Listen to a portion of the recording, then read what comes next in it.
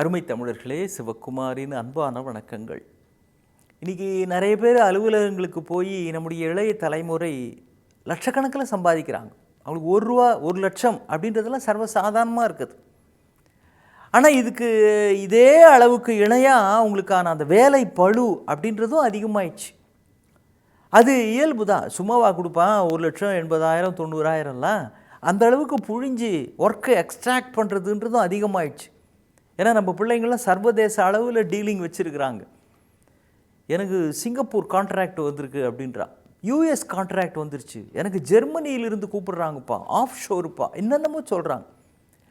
அப்போ சர்வதேச அளவில் அவர்களுடைய தொடர்புகள், வேலை பணி தொடர்புகள் அதிகமாகிவிட்டன என்கிற நிலையில் பல்வேறு விஷயங்களை ஒரே நேரத்தில் செய்ய வேண்டிய அந்த கூடுதல் தகுதி நம் பிள்ளைகளுக்கு தேவைப்படுகிறது. நமக்கே தான் தேவைப்படுது. இதை ஆங்கிலத்தில் மல்டி டாஸ்கிங் அப்படின்றாங்க. நம்மளாம் முந்திலாம் ஒரு நேரத்தில் புத்தகம் படித்தோம் அப்படின்னா புத்தகம் படிப்போம், அவ்வளவுதான். படிச்சுக்கிட்டே லேசாக தூக்கம் வரும், கண்ணு சொருகும். ஆனால் இந்த ஒரே நேரத்தில் புக்கு படிச்சுக்கிட்டே இன்னொரு வேலையை செய்கிறது, இதை பண்ணிக்கிட்டே அதை பண்ணுறது அப்படிங்கிற மாதிரி சில சூழல் வந்துருச்சு அப்படின்னா கொஞ்சம் பதட்டம் ஆகிடுது. அலுவலகத்தில் வேலை செய்கிறவங்களுக்கு தெரியும், மேனேஜர் டக்குன்னு கூப்பிடுவார், கொஞ்சம் அர்ஜென்ட்டாக வாங்கன்னு. அவர் கூப்பிட்ற அந்த நேரத்தில் தான் வீட்டிலிருந்து செல்ஃபோனில் ஒரு முக்கியமான மேட்டர், கால் இம்மீடியட்லி அப்படின்னு ஒரு அர்ஜென்ட் மெசேஜ் வேறு வரும், ஃபோன் வேறு ரிங் ஆகும். அப்போ தான் பக்கத்து சீட்டில் இருக்கிற ஒருத்தர் ஒரு டவுட்டு கேட்பார், சார் அந்த ஃபைலை காணமே சார், அர்ஜென்ட்டுன்னு சொல்லி உங்கள்கிட்ட நேத்திக்கே கேட்டேன், எடுத்தரேன்னு சொல்லிட்டு போனீங்களே சார், காலையிலேருந்து ரொம்ப அர்ஜென்ட்டு சார், எங்கள் பாஸ் கேட்குறாரு சார். அவர் பதட்டம். இப்போ ஒரே நேரத்தில் 4-5 வேலைகள் எல்லாம் ஒன்றா சேர்ந்துக்கிறப்போ டென்ஷன் ஆகிடுது, பதட்டம் வந்துடுது. இதனால் அடி எடுத்து வைக்கிறப்பவே காலை அந்த டேபிளில் இடிச்சுக்கிட்டு பதட்டத்தில் தட்டக்கா புத்தக்கான்னு போய் கையில் தன்னோட செல்ஃபோனை கீழே விட்டு அப்புறம் அதை எடுக்க குனியிறப்போ மோக்கில் போட்டிருக்கிற கண்ணாடி அது சரியாக ஃபிட் ஆகாமல் கண்ணாடி கீழே உழுந்து பெரும் பிரச்சனை.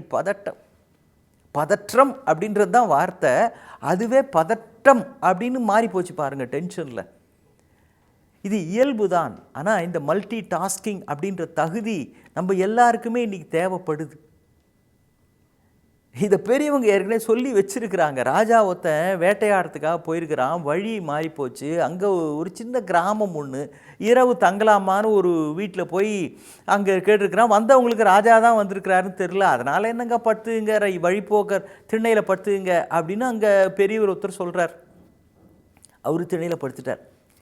காலையில் ஏதோ டட்டாக் டாக் அப்படின்னு ஒரு சத்தம் கேட்குது.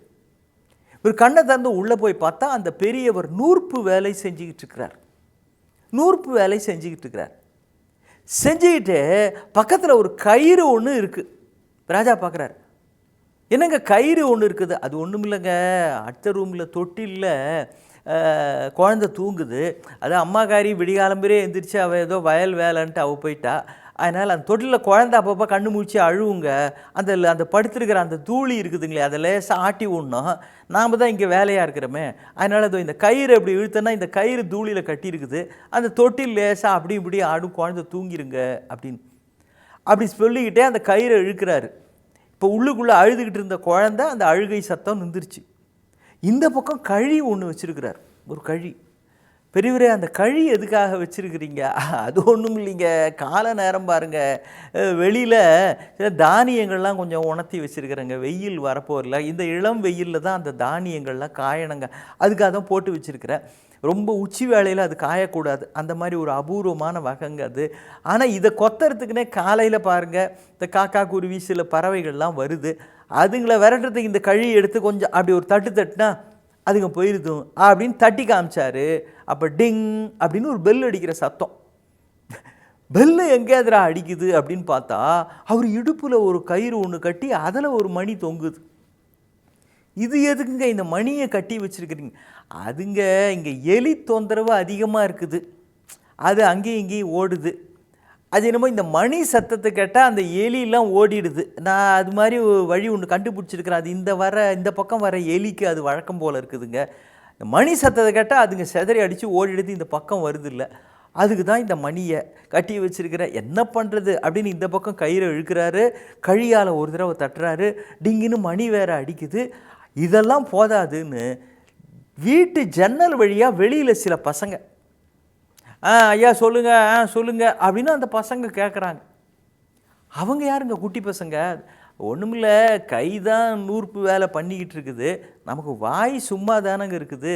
இந்த பிள்ளைங்க பக்கத்தில் பள்ளிக்கூடம் போயிட்டு வருது, அதுங்களுக்கு பாடம் சொல்லி கொடுப்போமேன்றதுக்காக தினம் இந்த 4-5 பிள்ளைங்களுக்கு நான் பாடம் சொல்லி கொடுத்துக்கிட்டு இருக்கிறேங்க அப்படின்னு. ராஜா ஆடி போயிட்டார்.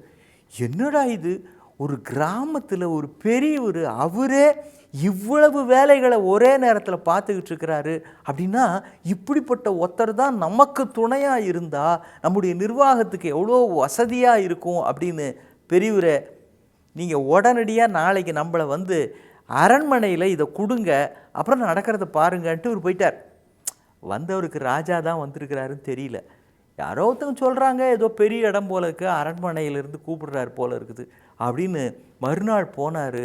அந்த காவல்காரன் பதறி போய் கும்பிட்டு, ஐயா உள்ளே போங்க உள்ளே போங்கண்ணா. ஏங்கண்ணா, இதை கொடுத்தது யார் தெரியுங்களா? யாருப்பாண்ணா? ராஜாங்க, அவரு தான் நேற்றுக்கு உங்களை தேடி வந்திருக்கிறாருன்னு. இவர் பதறி போயிட்டார். ராஜாவா வந்திருக்கிறாரு? அவரையா நம்ம திண்ணையில் படுக்க வச்சோம்? தப்பு காரியமாச்சே, அவரை பார்த்து மன்னிப்பு கேட்கலாமேன்னு போனால் அவர் உடனே வாங்க வாங்க, உங்களை என்னுடைய அமைச்சரவையில் ஒத்தராக நான் சேர்க்கறதுன்னு தீர்மானித்திருக்கிறேன் அப்படின்னு அந்த அரசர் சொன்னாருன்றாங்க. பல்வேறு காரியங்களை செய்ய பழகுங்கள், எல்லாமே உங்கள் நன்மைக்குத்தான். நாளை அமைச்சரவையிலே கூட உங்களுக்கு இடம் கிடைத்தால் அப்பொழுது இந்த திறமை உதவியாக இருக்கும். இன்னும் சந்திப்போம். வணக்கம்.